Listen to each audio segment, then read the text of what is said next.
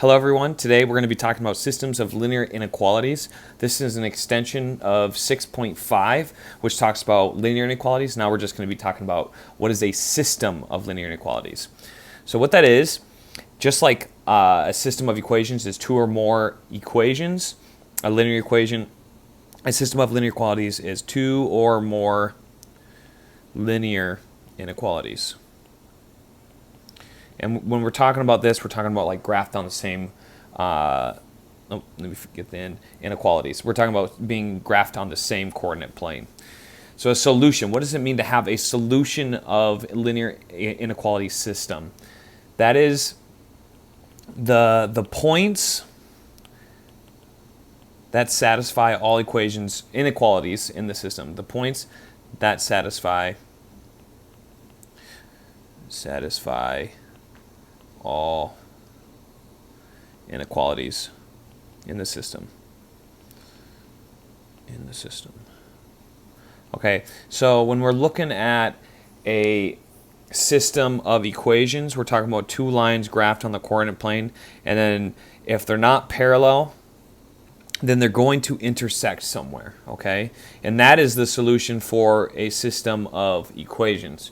So what does it look like when we have a solution to a system of inequalities? So let's go ahead and start that process by contemplating the solutions to these two particular inequalities. So we have the first inequality, which is y is less than x, and then we have the second one, which is y is greater than or equal to x plus 2. So let's go ahead and choose some values here. Let's be a little bit strategic when choosing these values. So let's choose an obvious one first. So x could equal 1.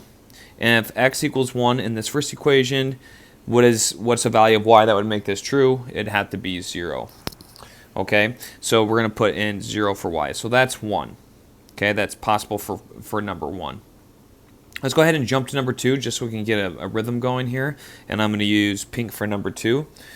Now let's change it. I'm going to use this light blue color.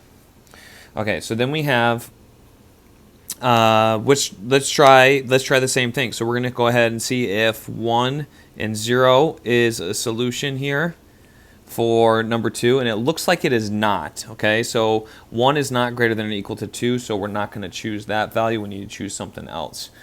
So we could choose, let's choose 2 for y, and let's choose 0 for x.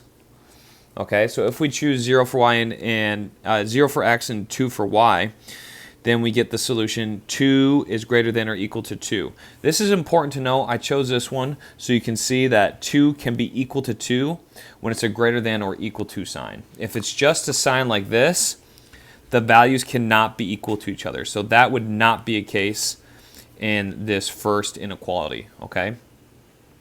So I just wanted you guys to take note of that. We're going to go ahead and document our first point for number 2. So number 2, we got the point 0, 2. Well, let's go ahead and see if 0, 2 works for our first system. Okay, so let's try it for our first system, or excuse me, not our first system, our first inequality. So we're going to try plugging in 2 for y and 0 for x. And as you can see, that does not work, okay? So that is not going to be 1 in our second, or in our first inequality.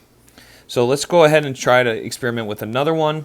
So we could put, let's just rattle off a few here. We obviously know that 2 is going to be bigger than 1. That's our x and that's our y. We know that we could plug in 2, 0. And then we could also put, let's see here. We could put that, let's put -2 and then -3. So let's do some negatives here. All right. So now we're going to go ahead and see possible points for the second equation. If we plug in 2 and 1, that does not work for this one. So let's come up with another one. Let's plug in, we could put in -1 for x, and it could be 0 for y. No, it couldn't. So how about -1 for x, and then we could put 1 for y. That would be equal. We could put -1 for x, and we could put 2 for y. because negative 1 plus 2 is 1, and then 2 is greater than or equal to that. And then we could put negative 2 for x. Okay, and then we could put 0 for y, or we could put 1 for y. Okay, so we have a little pattern here. Are there overlapping points? Okay, so when we have a solution, that means points in common. As we drew earlier, if we have a system of equations, the intersection is the solution. So we need to see, and that's where the 2 points with the two value for x and y that the two equations have in common. So what do these points have in common? Do they have any in common? Just listing off points, it's hard to see where the commonalities lie. So right now it doesn't look like there's overlapping points. So what we need to do to help us is to graph these. So step 1 would be to graph both inequalities. Okay, please refer to the previous video 6.5 when we talk about about linear inequalities to see how to graph it, but it's a pretty straightforward process, and we'll kind of demonstrate that here, but not as explicitly as we did in the previous video. So for the first one, we have y is, we'll use, let's try to keep the same color scheme. So we have green here. Y is less than x. This is in the form of y equals mx plus b. So in this case, our slope is 1 over 1x, and our y-intercept is 0. So this line is going to look like up 1 over 1, up 1 over 1. You can go in reverse because our slope is 1, and it's going to look something like this. Now, is it a dotted or solid line? In this case, it's going to be dotted because of this. This is not a solid line. So let's go ahead and demonstrate that. I'm going to find this easier to go ahead and do solid line first, and then I'm going to white out the areas to make it dotted. Okay, so I'm going to get my eraser. I'm going to erase points here to make it dotted or dashed. Whatever you prefer. All right. So now I have my dashed line. I need to graph the other one. So whereas my other line is blue. Okay, so this one is y is greater than or equal to x plus 2. My slope again is 1 over 1 x, but now my y-intercept is 2. So I'm going to start up here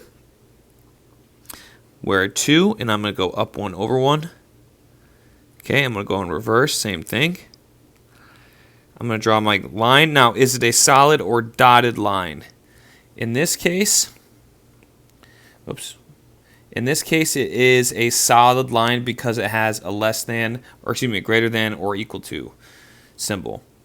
Okay, so let's go ahead and draw our solid line. There we go. Okay, now I know what you're thinking. It's like, oh, well, this doesn't have a solution because these lines do not intersect.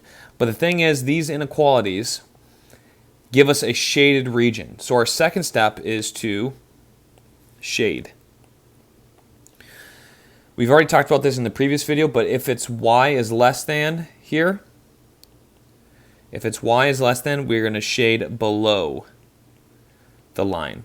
So let's get our green highlighter out, and we are going to shade below this line, the green line. So let's shade below this line.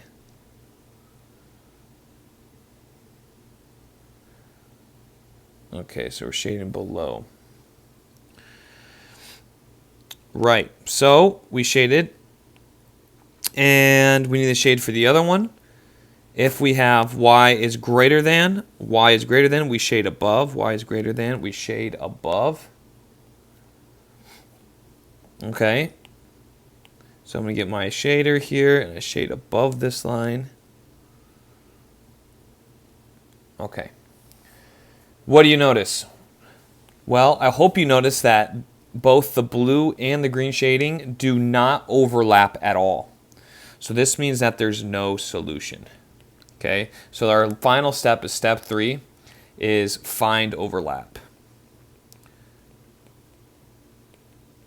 If there's no overlap, then that means there's no solution, okay? So we're going to see what overlap looks like in some of our other examples. So stay tuned. I want to end this video here. There's going to be a part 2, but I wanted to make this a nice digestible chunk for you, so see you next time.